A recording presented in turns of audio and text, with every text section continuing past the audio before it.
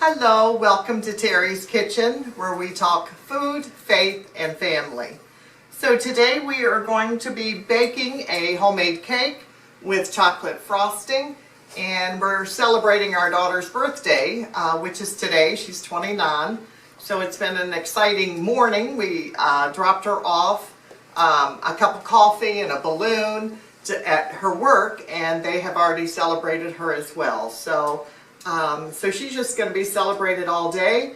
She does not know about this birthday cake because we're officially going to be celebrating our nephew Cody's birthday and Catherine's and our son-in-law's Chris on Saturday.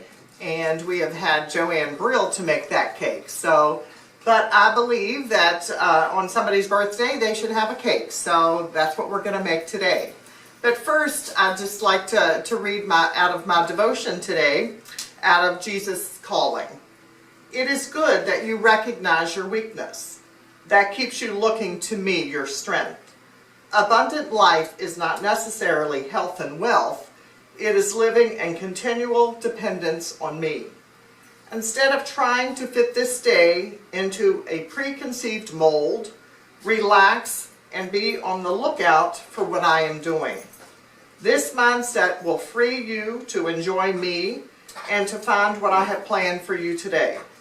This is far better than trying to make things go according to your own plan. Don't take yourself so seriously. Lighten up and laugh with me. You have me on your side, so what are you worried about? Amen to that. I can equip you to do absolutely anything as long as it is my will. The more difficult your day, the more I yearn to help you. Anxiety wraps you up in yourself, trapping you in your own thoughts. When you look to me and whisper my name, you break free and receive my help. Focus on me and you will find peace in my presence. And that's so true. We've just been really a lot of things going on, and exciting things, and some things that just been taking our time. So I definitely needed this word today. So thank you for letting me read that, and let me go wash my hands.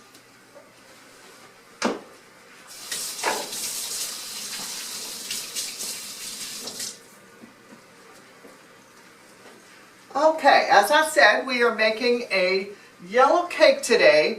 And the yellow cake, I've learned this is the best recipe.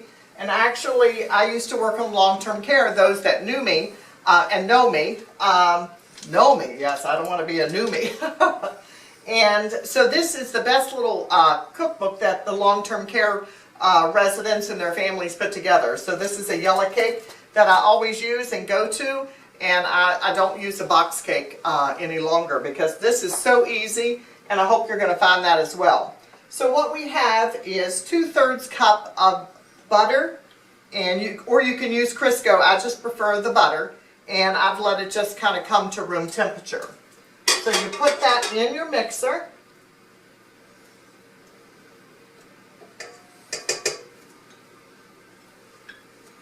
We're going to add 1 2/3 cup of sugar. And what we're going to do now is just mix that. And what you want to do, you want to get the sugar and the butter kind of blended and mixed before we add our eggs.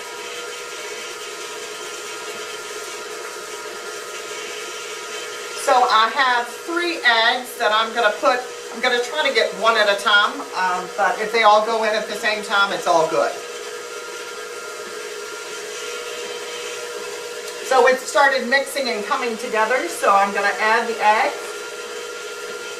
Mix them like I said, one at a time or all together. It's just however they come out.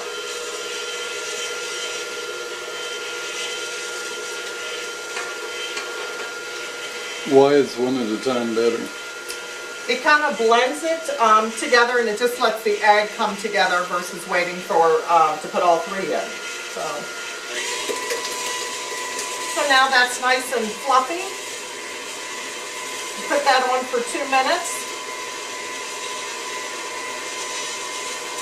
And this is how I've kind of And I want to turn the mixer off because I don't want it to go flying all over. So I have 3½ teaspoons of baking powder. So I'm going to add that. I have a teaspoon of salt. And I'm going to mix that up just to get that incorporated. And I'm going to wipe down the sides so our baking powder gets absorbed. And make sure that our butter and sugar mixture, there's not a lot that's been left on the bottom.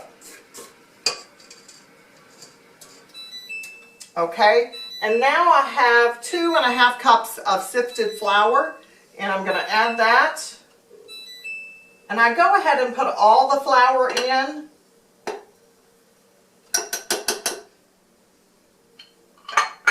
Now you'll see that I have 2 different measurements of milk. The first one I have is 3/4 cup. And what we're doing is trying to incorporate the flour before we put all of that milk in, because we don't want our batter to be lumpy. So I'm going to put this on, and you're going to see some flour splat, but I'm going to put some of the milk in.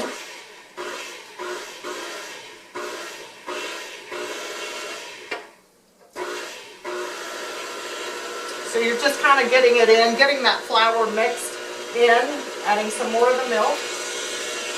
Ron wanted to get me a mixer guard, and I said, I don't want no mixer guard, and probably should have one now because your flour and your dry ingredients kind of splatter all over the place. But that's okay. When I cook in the kitchen, I'm messy. It's too late. That's right. Okay, and then what we have is the last remaining milk, which is 1/2 cup.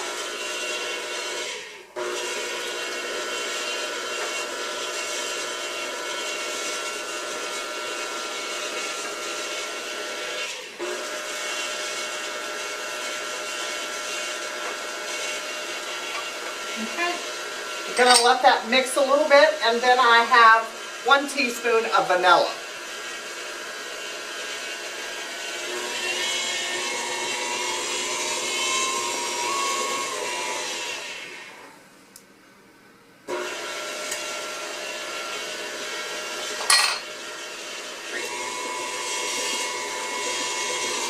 And just let that go for about 2 minutes again.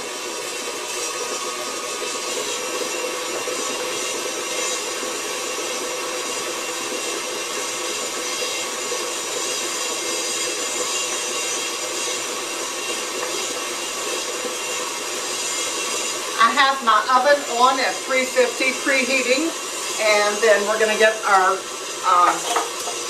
cake pans. I have 3 8-inch cake pans. I like the 8-inch and using the 3. You can use 2 9-inch pans. I have put some cooking spray on the bottom, and I also have a thin layer of wax paper. I just like having that at the bottom, so when I flip the cake over, it doesn't get stuck to the bottom of the pan.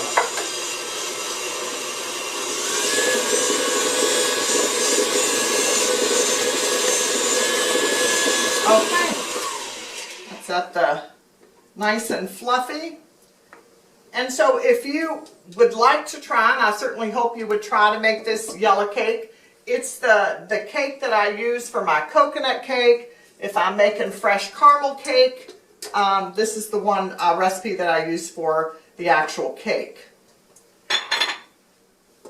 And it's very easy. It's, I think, much better than a box cake, but you can see how it mixed up. It's kind of rather thick, but it's not runny like a box cake mix. So you just divide that up to your 3 pans.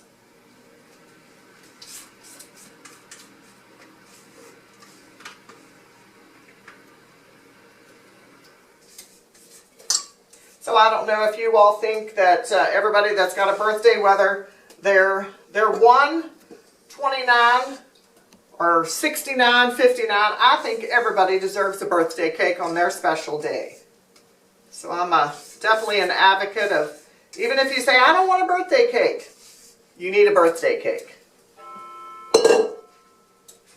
So then you just mix that around to get it as even as you can. Usually I may have one and this one looks like it's going to be a little thicker than the other, so I'm just going to bring some over. Bring that around. And just bring that. Keep that on there. Get every good amount of batter. Okay, so we're going to put them in the oven. Again, it's a preheated 350-degree oven, and we're going to bake it for around 27 or 30 minutes is a good estimate. I'll check it. I'll mark it at like 26, 27 minutes, and I'll check it with a toothpick because I don't like my cakes to get real dry, and the more you cook it, it has a tendency to get drier versus less baking time. But I also want it done. So then just distribute them on your oven rack. We're going to do 27, and then we're good to go. And then we're getting ready to make the chocolate frosting. Why the bottom rack? It's not the bottom rack, it's the second up. Because you want it to bake so evenly. So that's, you threw me off there, Ron, by asking me that. So You never put it on the top rack. She's drilled that into me. never, never, ever. So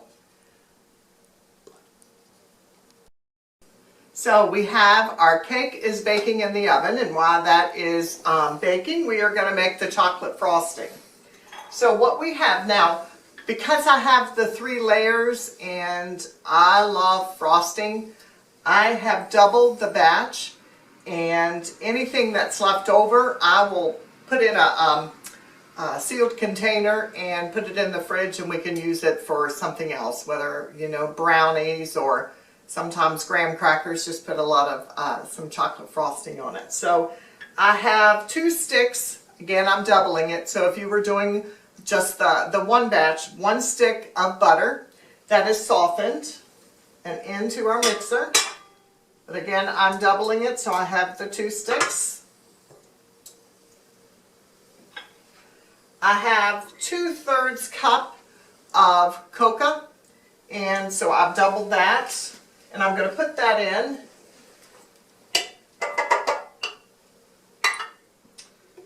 And we're going to mix, and I'm going to get cocoa. Now what I'm going to do, I'm going to add a little bit of milk. So for a single batch of the chocolate frosting, it would be 1/3 cup milk and 3 cups of 10x sugar. But that's according to your taste. So if you want, the spreading consistency. So if you want a thicker frosting, less 10x sugar. If you want, more 10x sugar, but and you don't want it too runny because you're going to need it the frosting to stay on your cake. So I'm going to add a little bit of milk just to work in the cocoa and to mix it with the butter.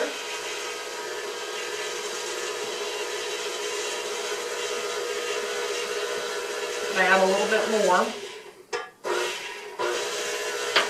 Then I'm going to slowly add the 10x sugar. Now right now this is a very rich, as you can tell, a very rich with the cocoa. So I'm going to add that. Looks like maybe I added about half of the 10x sugar. And I know I'm going to definitely need, whoop, see, there goes that. Let me put some more milk in there. So Ron, the next time at Christmas time, you can get me a mixer with a guard. I don't know why. I clean up now anyway.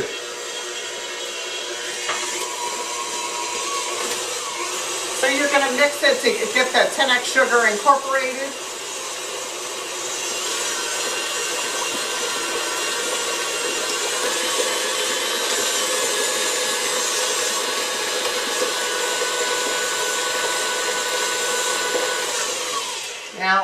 have, so for a single batch, again, we'll just kind of recap. 1 stick of butter, 2/3 cup of cocoa, 3 cups of 10x sugar, 1/3 cup of milk, and a teaspoon of vanilla. And again, I just doubled everything.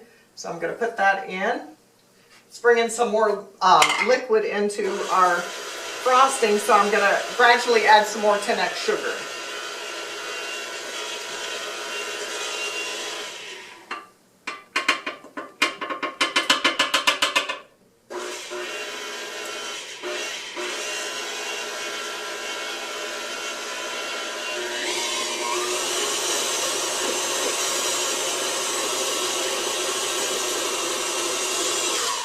So we're going to add some more. It's as you can tell, it's smooth. It looks very good. But just looking at it and when you're making it, you can tell if your frosting is too thin or it's not going to set up on your cake. I made a cake recently, well, probably 3 months ago, and it was a chocolate on chocolate for our friend Teddy. Well, the cake was beautiful. I did a homemade chocolate cake, had all this chocolate frosting. You know, everything tasted good as I was putting things together and tasting the frosting. Put it together, got on that top layer, the whole thing just crumbled. It just went all over the place. So, broke my heart because I wanted to present him with this chocolate on chocolate birthday cake, and it just crumbled. But, you know, it's okay. Was able to get him a slice out of there, and we just put it in a bowl with some ice cream, and we still made it work. So, have fun in the kitchen. You cannot go wrong in the kitchen. Just go and have fun.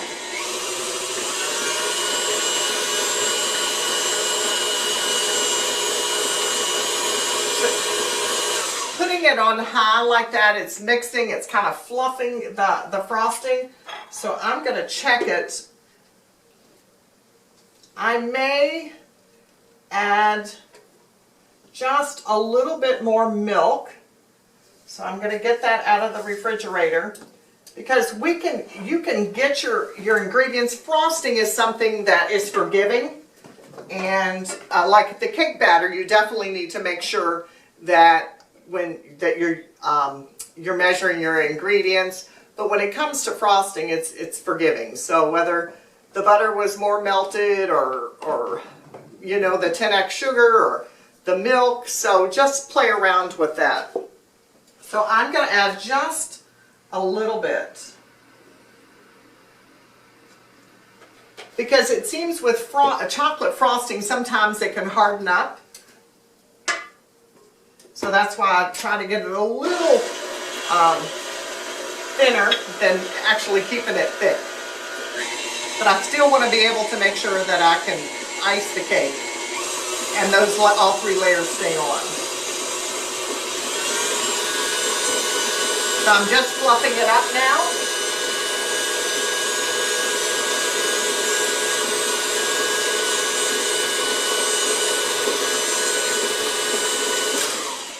Okay, so then that's our frosting.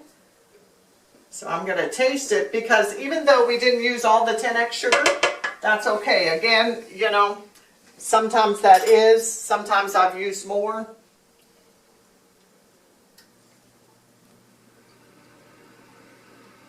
Tastes pretty good, but that was a big chunk of icing. So this will be ready. I'm going to clean this up, and as the cake finishes baking, we're going to cool it, and then we'll come back and ice it and put it on the nice serving platter.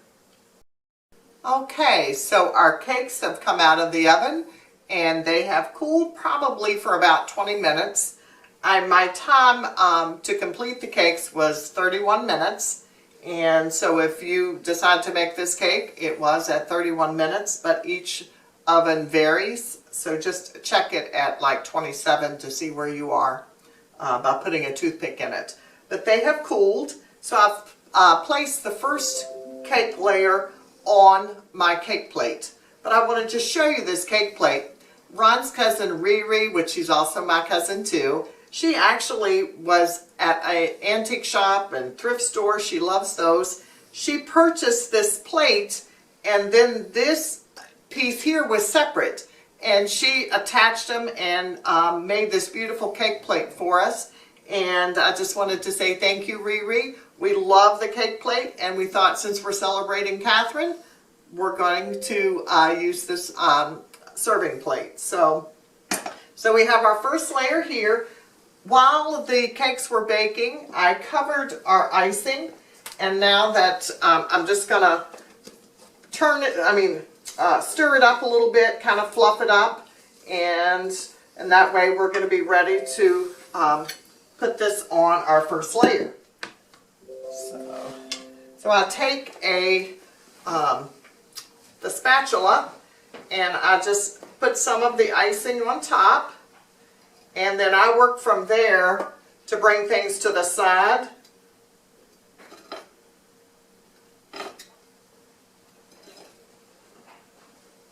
That chocolate really smells good.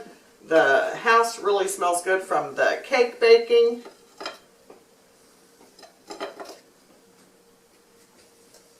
So don't be intimidated to make your own homemade cake. It is, as you can tell, it wasn't that difficult, and some of your basic ingredients that you have in your pantry to make that, and your family will be so impressed with that. Okay, so that's our first layer. So I always look to see, this one looks a little heavier, thicker, so I'm just going to flip that. Because they're nice and cool, you can kind of work it where it's not going to crumble, which is good. So then just get another layer of frosting here.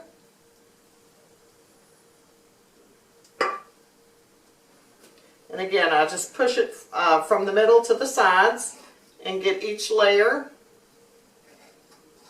I don't know if that's how the professionals do it, but that's how Terry does it in her kitchen.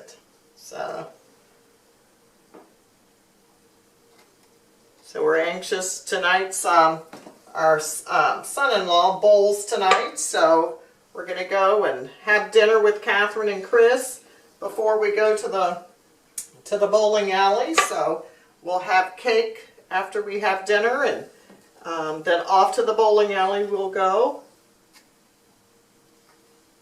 Ron and I were just talking how much we enjoy Wednesday night and being with the kids and going and supporting Chris, but definitely the other bowlers as well. Okay, so let's go for our final layer. This one had a little, when I was getting it out of the pan, had a little crumble, but we're going to cover that with some good frosting, and we're going to be good to go. Now, when I'm here on the top, I don't want to have that accident I had with the other cake where everything just fell. So I'm going to, on this final layer, I'm just going to use our spatula and then grab some of the icing and put it on my the knife here that I spread it. So, and we'll clean everything up here on the side of the dish.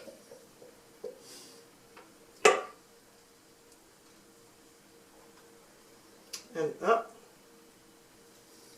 delicious. That's, the cook always gets to sample.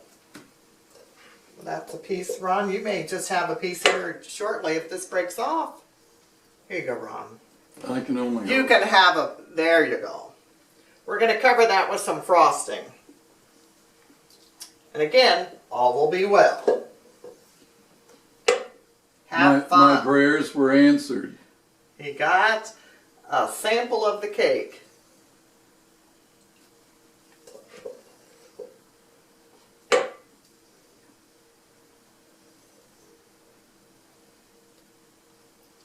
Get that, and sometimes I can make some fancy designs and sometimes not, and twirls but today I'm just gonna Oh, that looks pretty good. For the most part, I'm pretty spoiled because I can eat at home much better than I can eat out. There are a few exceptions. Terry doesn't do kebabs, so we go into Moby Dick sometimes when we're in Northern Virginia. But for the most part, she can tackle just about anything. Oh, that's kind of you to say, Ron. Well, it was also nice because Terry asked Catherine this morning if they wanted to get together for dinner or if they were doing something separate. And Chris said, oh no, they can meet us. So that's very nice. We're very blessed. So there's our 3-layer yellow cake with chocolate frosting, and I'm going to come around and clean up the sides and let it kind of sit and kind of firm up a little bit, the icing. But that is pretty good. I think Catherine will be excited about her birthday cake that she did not have any idea she was getting tonight. So thank you for joining us. If you like our videos on YouTube, certainly like it, share it. We would love it, and subscribe. And thank you so much, and blessings to you.